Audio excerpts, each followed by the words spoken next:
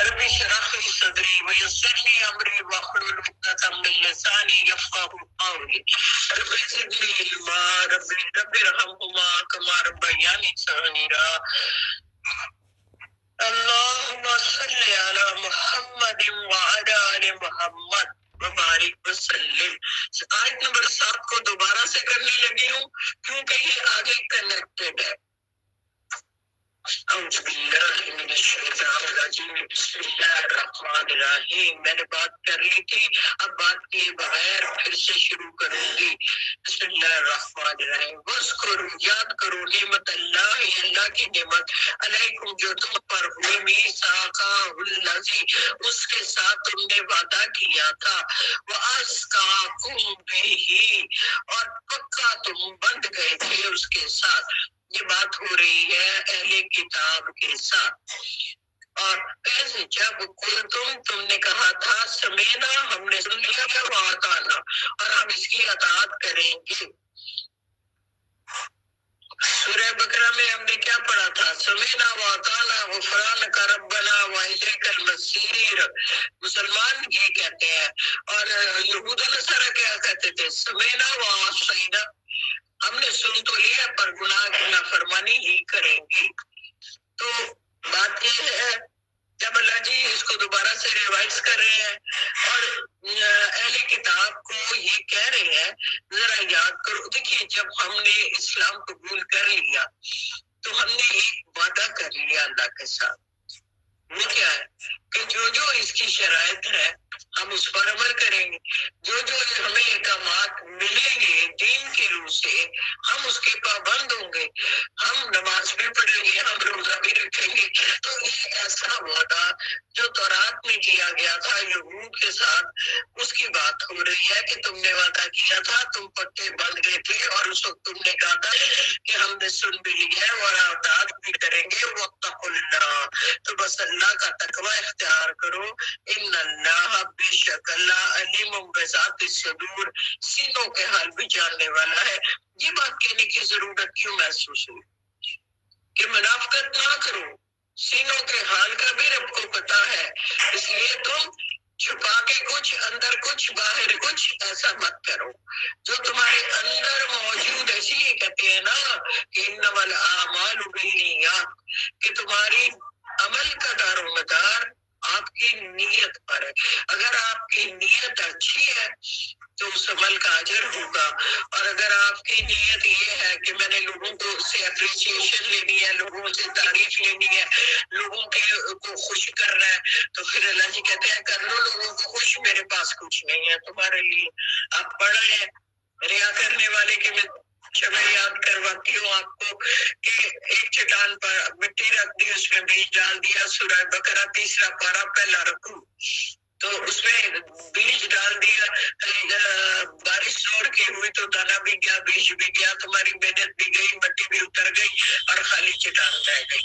یہ ہے دو چیزوں کی مثال. ایک ریا کرنے والے کی کہ جس نے دکھاوے کے لیے کوئی عمل کیا تو گویا اس کو اللہ کی خوشنودی نہیں چاہیے، اس کو لوگوں سے اپریسیشن، خواہشات، تعریف، یہ چیزیں چاہیے. اللہ جی کہتے ہیں اگر تمہیں یہی چاہیے رکھو پھر کیا کرنے آ رہے ہو، میرے پاس مت آؤ، میرے پاس ہمارے لیے کچھ بھی نہیں ہے. اب یہ جو آیت ہے یہی آیات سورہ آل عمران کی آیت 18 میں بھی اسی کا ذکر ہے. قرآن میں ایک اور جگہ بھی یہی ذکر ہے. تو میں یہ کہوں گی کا یہ ذکر موجود ہے کہ وہ سینوں کے رازوں سے بھی واقف ہوتا ہے. نبی آیت میں اللہ جی کہہ رہے ہیں یا ایھا الذین آمنوا، اے صاحب ایمان کونوا قوامین ڈسکنیکٹڈ. قیام ہوتا ہے نا، اس سے ہے قوامین اللہ کے لیے شہداء، گواہی بن کر بالقسط، انصاف کی. آپ نے سورہ نساء کی آیت نمبر 135 میں کیا پڑھا تھا کہ آپ کو حق کی گواہی دینی ہے، چاہے مقابل میں آپ کا اپنا نفس ہو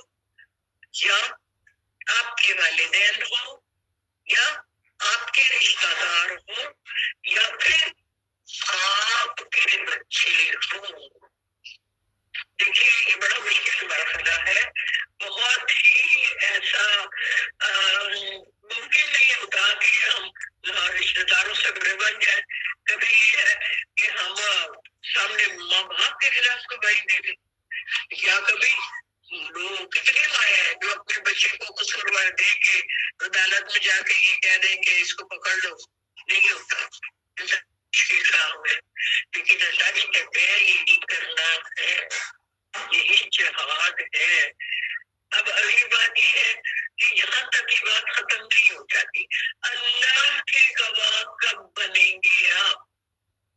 انصاف کے لیے جب آپ کھڑے ہوں گے تو فطرتی طور پر انصاف جو ہے نا انسان کی سرشت میں داخل. ہر کوئی انصاف چاہتا ہے اور انصاف کے لیے بادشاہت سے نجات لینی. بادشاہت میں تو انصاف نہیں ہوتا نا, اس میں تو صرف میں اپر لیول کی بات کر رہی ہوں, گورنمنٹ لیول کی, کہ وہاں انصاف کیسے قائم ہوگا. اسلام میں کہتا ہے عدل کا نظام قائم کرو. تو عدل کے نظام کو قائم کرنے کے لیے پہلی بات تو تھی بادشاہت نہیں ہو سکتی, اس میں تو حکم ہی ایک بندے کا ہوتا ہے. تو جمہوریت دیکھی تو جمہوریت نے ہمیں اور زیادہ خوار کیا. انصاف کی بجائے ہمیں افراتفریاں ملی. امریت دیکھے تو اس میں بھی حکم ایک ہے. تو پھر ہونا کیا چاہیے؟ العدل اللہ کی ذات ہے جس کا دیا ہوا نظام ہی عادلانہ نظام ہے. یعنی نظام خلافت جو ہے جو چلتا رہا چلتا آیا تو گویا یہ ہوتا ہے. سورہ نساء کی آیت نمبر 35 والدین اور ان کے علاوہ بھی. اب دیکھیے انصاف کے لیے دو چیزیں ایسی ہوتی ہیں جن کی بنا پر ہم گواہی دینے سے کتراتے ہیں. وہ دو جذبات کون سے ہیں؟ ایک محبت اور ایک نفرت. آپ اپنے بچوں کی محبت میں کبھی ان کے خلاف گواہی نہیں دینا چاہتے اور کبھی آپ جس سے دشمنی ہوتی ہے اس کے حق میں ووٹ نہیں دینا چاہتے. تو ان دونوں چیزوں سے اللہ پاک نے منع فرما دیا. یہ کہہ دیا اسی آیت میں کہ آپ کو اللہ کے لیے سچ کی گواہی دینی ہے ہر صورت. وَلَا يَجْرِمَنَّكُمْ شَنَآنُ قَوْمٍ عَلَىٰ أَلَّا تَعْدِلُوا, اور نہ تم کو روکے دشمنی کسی قوم کی کہ تم انصاف پر نہ رہو یا انصاف سے منحرف ہو جاؤ. تو یاد رہے کہ دشمنی اور دوستی محبت دونوں بھی انصاف کے راستے میں کبھی حائل ہوں تو اللہ کو نہیں منظور. اگلی بات کہی اے دلو عدل پہ آ جاؤ. یہ لفظ ہماری عدالتوں کے اوپر لکھا ہوا ہے. اے دلو ہوا اقرب للتقوی, عدل ہی قریب ہے تقوی کے. یعنی آپ کو متقی بننا ہے تو آپ کو عدل سے کام لینا ہوگا. آپ کو متقی بننا ہے تو عدل کے علاوہ نہیں بن سکو گے. یہ کہا ہمیں. اللہ تعالیٰ اس مشکل مرحلے کو ہمارے لیے آسان فرمائے اور ہمیں ہمیشہ عدل کا گواہ بنا لے اور ہمیں عدل کا گواہ بننے کی توفیق عطا فرمائے. ہمیں پایا استقامت میں لرزش نہ آئے جب کبھی کوئی مشکل آزمائش کا وقت ہو کہ سامنے میرے والد ہو, والدین ہو یا میرا کوئی بچہ ہو اور مجھے گواہی دینی پڑے تو مجھے یقیناً حق کے ساتھ ہونا ہے.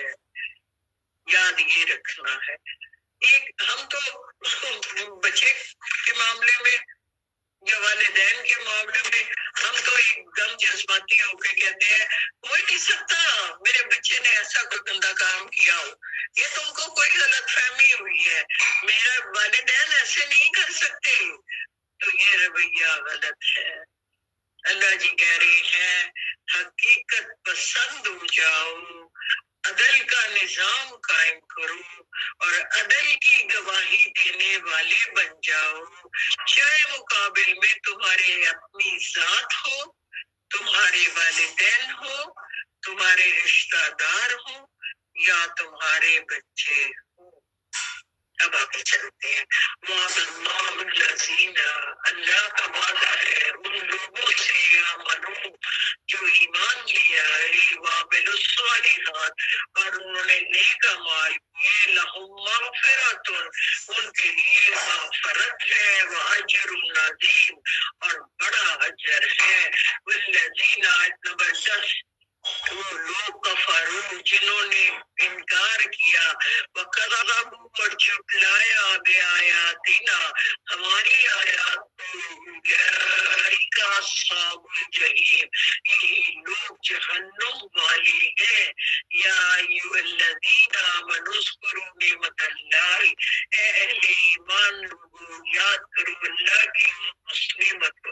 اب یہاں پر خطاب اہل کتاب سے ختم ہو گیا، اب مسلمانوں سے خطاب ہو رہا ہے آیت نمبر 11 سے۔ علیکم تم پر جو اللہ نے نعمت کی اس کا اس کو ذرا یاد کرو، جب ہم ارادہ کر لیا تھا قوم ایک قوم نے آئیں گے کہ یبسطوا علیکم وہ خلاف تمہارے ہوں گے، ایدیہم اور ہاتھ بڑھائیں گے، یعنی بات ہو رہی ہے غزوہ الاحزاب کے بعد کے حالات پر۔ غزوہ الاحزاب کے بعد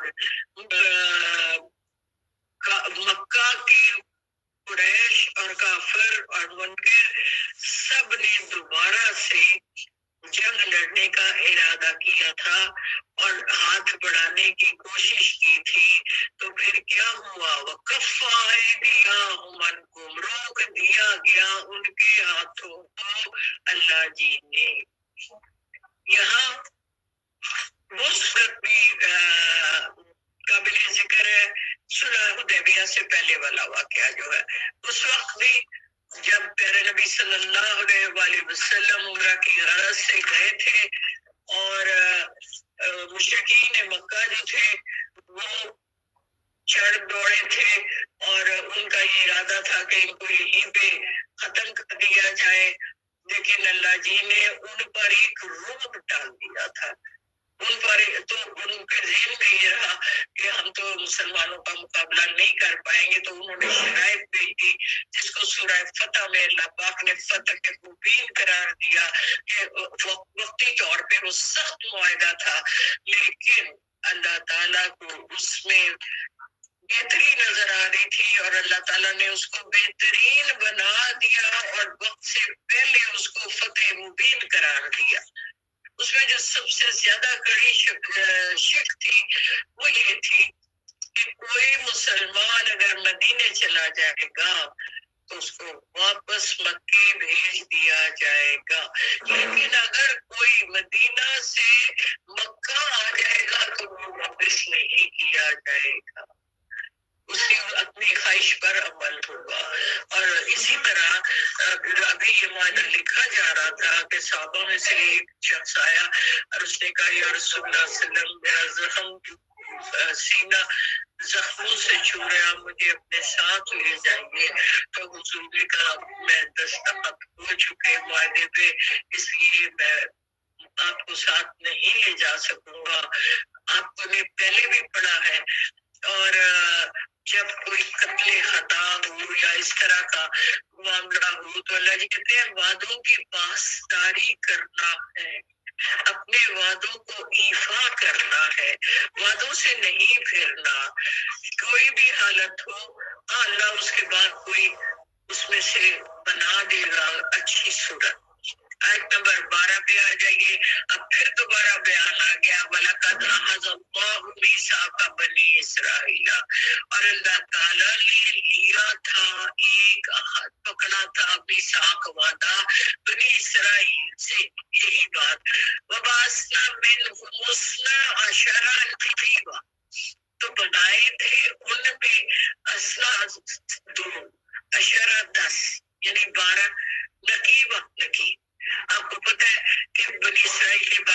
پتیلے تھے. آپ کو یاد ہوگا کہ جب حضرت موسیٰ سے کہا گیا تھا کہ پانی چاہیے تو عصا مارنے کے سے 12 چشمے پھوٹ پڑے تھے. تو ہر قبیلے کا ایک چشمہ تھا. اس کو یاد رکھنے کے لیے یہ یاد رکھے. وقال اللہ، اور اللہ نے کہا تھا انی معکم، اب میں تمہارے ساتھ ہوں، یعنی میری مدد، میری تائید، میری نصرت، میرا ساتھ تمہارے رہے گا. یہ وعدہ ہے. وَلَئِنْ أَقَمْتُمُ الصَّلَاةَ، کب؟ جب تم قائم رہو گے نماز پر. یہ ان کو غور سے سننا اور پڑھنا ہے. ہماری شریعت کا بھی یہی معاہدہ ہے. یہ کیا ہے؟ پہلا حکم کہ صلاۃ پر قائم رہنا ہے. وَآتَيْتُمُ الزَّكَاةَ، زکوٰۃ ادا کرنی ہے.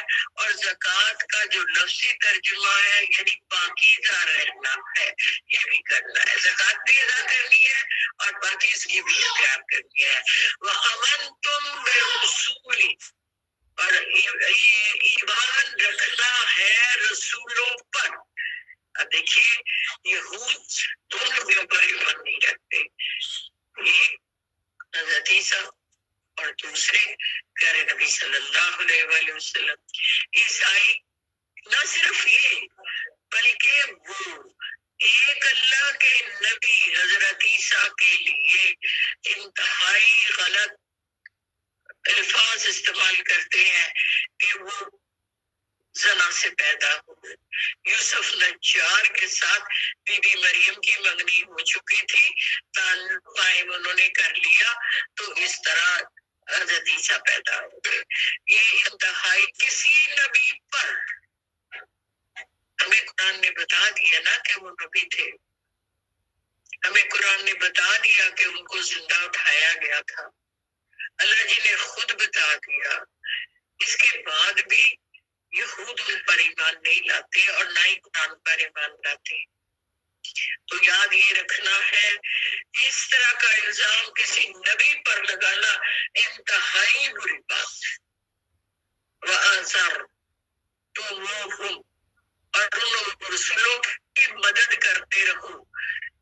یعنی مطلب کیا ہے کہ وہ جو نظام دیتے ہیں، وہ جو آپ کو اللہ کے پیغامات دیتے ہیں، ان میں ان کا ساتھ دو، ان کو آگے بڑھاؤ، ان کی باتوں پر ایمان لانا بھی ہے اور آگے رسولوں کی مدد کرنی ہے، ان کے خلاف نہیں کھڑے ہو جانا. اب دیکھیے حضرت موسیٰ سے لے کے حضور نبی اکرم صلی اللہ علیہ وآلہ وسلم تک 600 برس کا عرصہ ہے. اس کے دوران صرف حضرت عیسیٰ چند سال بعد آئے اور پھر کوئی نبی نہیں آیا. اور جب حضور آ گئے تو اس کے بعد نبوت کا سلسلہ ختم ہو گیا. پانچویں بات جو کرنی ہے وَأَقْرَضْتُمُ اللَّهَ قَرْضًا حَسَنًا، اپنے اللہ کو قرض حسنہ دیتے رہو. ریپیٹ کریں گے اس کو دوبارہ. اللہ کی مدد کس کے ساتھ ہے؟ نماز قائم کرتے رہو، پاکیزہ رہو اور زکوٰۃ دیتے رہو، رسولوں پر ایمان لاتے رہنا، ان کے مددگار بن کے کھڑے ہو جانا اور قرض حسنہ دیتے رہنا اللہ کو. یعنی دین کی قرض حسنہ کس مال کو کہا گیا؟ جو دین کی اشاعت کے لیے خرچ ہوگا، جو دین والوں پہ خرچ ہوگا، جو دین پڑھنے پڑھانے والوں پہ خرچ ہوگا. آپ کسی اسٹوڈنٹ کی فیس دیں گے تو وہ، آپ کسی استاد کی فیس دیں گے تو وہ، یہ سب قرض حسنہ ہے.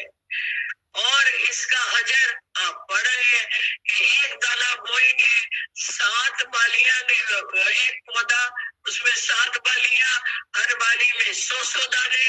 اس طرح اللہ آپ کے اس 1 روپے کو 700 روپوں میں تبدیل کرے گا. اور پھر یہیں تک نہیں بلکہ اپنے فضل سے اس میں اور اضافہ کر دے گا.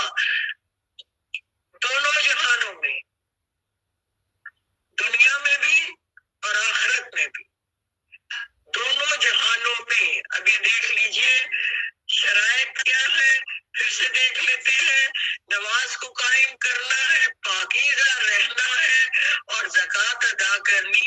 रसूलों सारों पर ईमान लाना है, उनका मददगार बनना है, और दीन की इशाअत, तबलीग और इसरार में होने वाला 1 रुपया आपको 700 रुपए तक बढ़ा देने का मेरे रब का वादा है।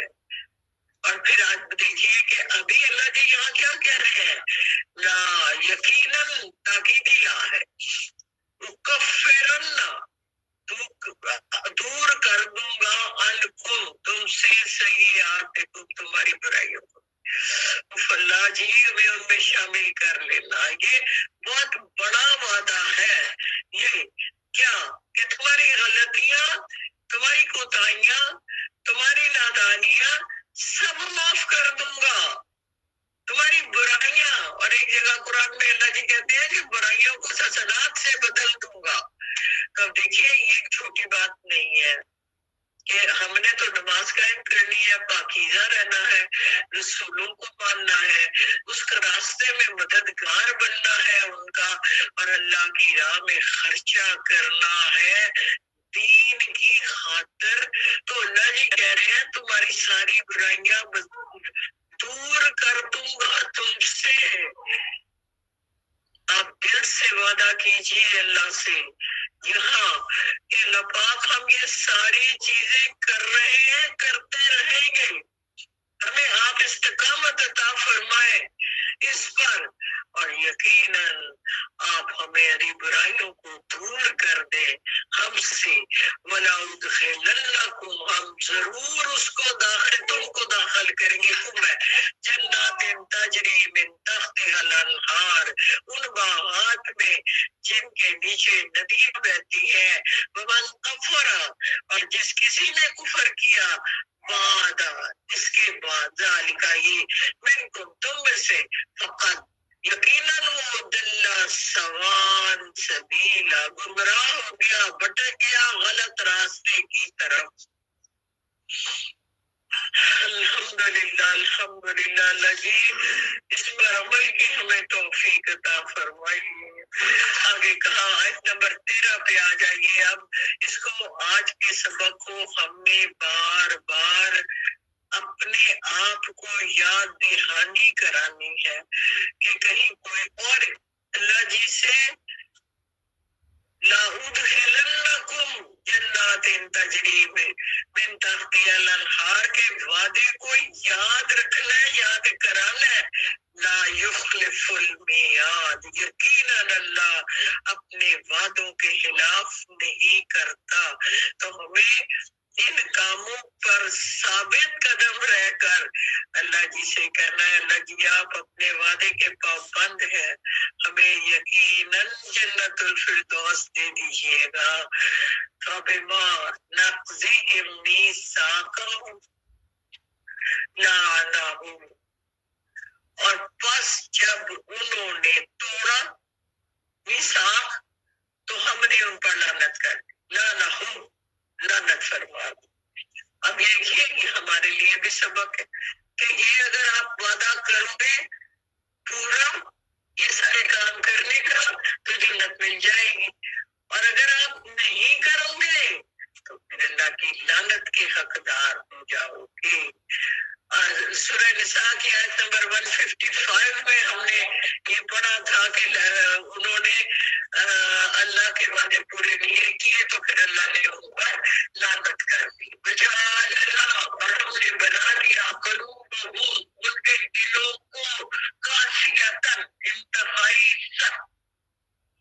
सूरह बकरा की आयत नंबर 74 में हमने पढ़ा था, सुम्मा कसत कुलूबुकुम मिन बादि ज़ालिका फहिया कल हिजारती औ अशद्दु कसवा, शदीद उनके दिलों को सख्त कर दिया, पत्थरों से भी ज्यादा। और आगे कहा हुआ था पत्थरों से भी तो चश्मे फूट पड़ते हैं, इनसे चश्मे नहीं फूटेंगे। अब उनको बताया जा रहा है अगले हिस्से में आयत के कि वो करते क्या थे, युखर्रिफूनल कलिमा, बात को तहरीफ कर देते थे, बदल देते थे, अनमवाज़िही, जैसा कि उसका मकाम होता था, वनसु, और भूल जाते थे, हज़्ज़न, हिस्सा, मिम्मा ज़ुकिरू बिही, جس کی انہیں نصیحت کی جاتی تھی وہ حصے اکثر بھول جاتے تھے. وَلَا تَزَالُوا تَطَّلِعُ عَلَىٰ، نہیں آپ کو ان کی اطلاع ملے گی، ہاں مگر خائنۃ منہم، وہ خائن ہونے کی ان کی اطلاع ملتی رہے گی. اب دیکھیے نبی اکرم صلی اللہ علیہ وآلہ وسلم جب مدینہ میں ہجرت کر کے آ گئے تو آپ کو یاد ہوگا آپ نے سب یہود کے جتنے قبیلے تھے، 3 قبیلے اوس خزرج اور ایک اور تھا کین کا، ان کے ساتھ معاہدے کیے تھے کہ جب بھی مدینے پر حملہ ہوگا تو ہم سب مل کر مدینے کا دفاع کریں گے. اور ان تمام قبیلوں نے ایک ایک کر کے نبی اکرم صلی اللہ علیہ وآلہ وسلم کے ساتھ غداری کی. تو یہاں یہ اس کی اطلاع حضور کو دی جا رہی ہے کہ آپ محسوس نہ کریں یہ لوگ اللہ کے نے جو ان کو نصیحتیں کی ہیں اس میں تحریف بھی کر لیتے ہیں، کلام کو بدل دیتے ہیں، اور جو ہم نے نصیحتیں کی ہیں وہ بھی بھول جاتے ہیں. اور ان میں سے زیادہ تر آپ کو خائن کی حیثیت سے ملیں گے، وعدے وفا نہیں کرنے والے ہوں گے. الا قلیلا منہم، ہاں تھوڑے سے ہوں گے جو وعدوں کے پابند ہوں گے. واعف عنہم واصفح، معاف کرتے رہیے اس کو اور ان سے درگزر فرمائیے. ان اللہ، جب آپ معاف کر دیں گے اور درگزر فرمائیں گے تو پھر آپ کیا بن جائیں گے؟ محسن. تو اللہ جی کہہ رہے ہیں ان اللہ یحب المحسنین، محسنین احسان کرنے والے اللہ کو بہت پیارے. اللہ ہمیں ان میں بنا لے. وَمِنَ الَّذِينَ قَالُوا إِنَّا نَصَارَىٰ أَخَذْنَا مِيثَاقَهُمْ، اور جن لوگوں نے کہا ہم نصارہ ہیں، ہم نے ان سے بھی وعدہ لیا، یعنی پہلے یہ یہود کا وعدہ تھا، اب نصرانیوں سے وعدہ لیا جا رہا ہے. وَنَسُوا حَظًّا، وہ بھی بھول گئے تھے بڑا حصہ ذکروا بہ، جس میں ہم نے ان کو نصیحت کی تھی. تو پھر کیا ہوا؟ فَأَغْرَيْنَا بَيْنَهُمُ الْعَدَاوَةَ، ڈال دی ان کے درمیان ہم نے عداوت، والبغضاء، اور بغض، الی یوم القیامت، روز قیامت تک. اب اس کے لیے آپ یہ دیکھیے کہ اللہ جی واضح طور پر یہ بتا رہے ہیں کہ یہود و نصارہ کی آپس میں ہمیشہ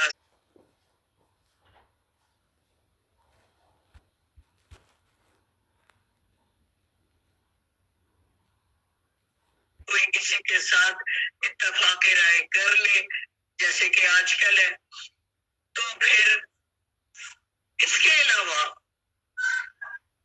یہودیوں کی تاریخ ہمیں یہ بتا رہی ہے کہ ان کو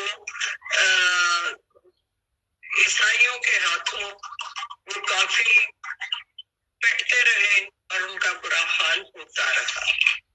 وہ میں آپ کو پوائنٹس میں ابھی بتا دوں گی کہ وہ کیسے آپس کی چپکلش قائم رہے گی. تو پھر فسوف ان قریب ینبئہم اللہ، اللہ ان کو بتلا دے گا بما کانوا یصنعون، وہ جو کچھ صنائی یا طریقہ یا بناتے رہے ہیں ان کے بارے میں. 15 نمبر آیت، یا اہل کتابی، اہل کتاب. 6 آیت میں وضو کے اور تیمم کے احکامات پڑے. 7 میں ہم نے جو وعدہ کیا تھا، اللہ جی نے معاہدہ پکا سچا لیا تھا یہود کے ساتھ، وہ پڑا. اور ساتھ میں یہ کہا کہ کھڑے ہو جاؤ اللہ کے ساتھ گواہ بن کے، سچائی کے ساتھ گواہی سچ کی دینی ہے، مخالف میں چاہے کوئی بھی ہو. پھر کہا یہ دیکھو عدل سے کام لو. آگے 9 نمبر میں کہا کہ اگر تم اے صاحب ایمان لوگوں صالحات میں جاؤ گے تو اللہ مغفرت کرے گا تمہاری، اور جس نے جھٹلایا ہماری آیات کو وہ یقیناً جہنم والے ہیں. پھر کہا کہ اللہ نے تم پر احسان کیا کہ کفار پر تمہارا روب ڈال دیا. آیت نمبر 11 میں 12 میں ہم سے پھر اللہ جی نے معاہدہ بنی اسرائیل کی بات کی اور 12 ان کے نقیب 12 حصے 12 قبیلوں کی بات کی اور پھر کہا اللہ تمہارے ساتھ ہے جب تم نماز کو قائم کرتے رہو گے, زکوٰۃ ادا کرتے رہو گے, پاکیزہ رہو گے, رسولوں پر ایمان رکھتے رہو گے, ان کی مدد کرتے رہو گے, اللہ کو قرض حسنہ دیتے رہو گے تو یقیناً وہ تمہاری برائیوں کو دور کر دے گا اور تمہیں جنت الفردوس میں داخل کرے گا جس میں نہریں بہ رہی ہوں گی. اور جس نے ان سے انکار کیا تو وہ بہت دور گمراہی میں نکل گیا. اور آگے کہا جب یہود نے اس معاہدے کی خلاف ورزی کی تو ہم نے ان پر لعنت مسلط کر دی اور ان کے دل سخت کر دیے کیونکہ وہ کلام کو بدل دیتے تھے اور بھول جاتے تھے نصیحت والے تمام حصوں کو.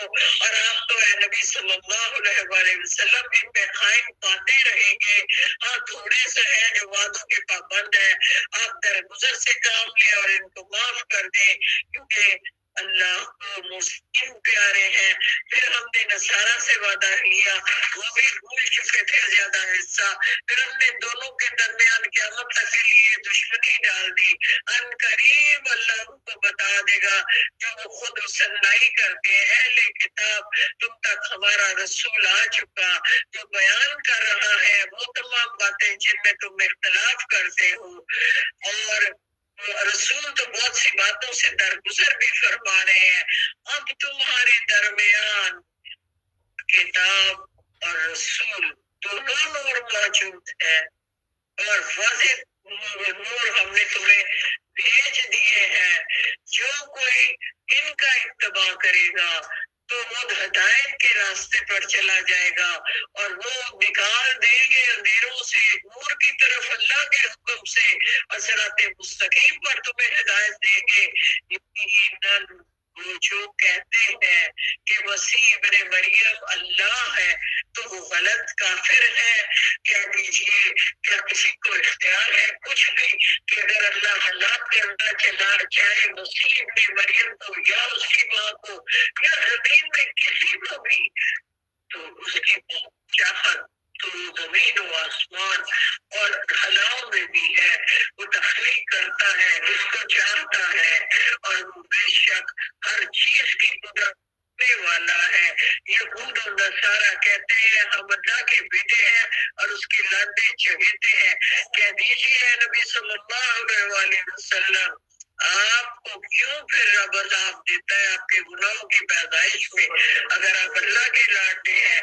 اور بلکہ ایسا نہیں آپ بشر ہیں جس کو اس نے تخلیق کیا ہے وہ بخش دے گا جس کو چاہے گا اور جس کو چاہے گا عذاب دے دے گا. تمام بادشاہ زمین کی اور اس کے درمیان جو بھی ہے وہ رب تعالیٰ کی ہے اور اسی کی طرف لوٹ کر جانا ہے. اہل کتاب جب آپ کے درمیان ایک رسول پہنچا ایک مدت کے بعد فترتا تو پھر اس لیے بھیجا ہے.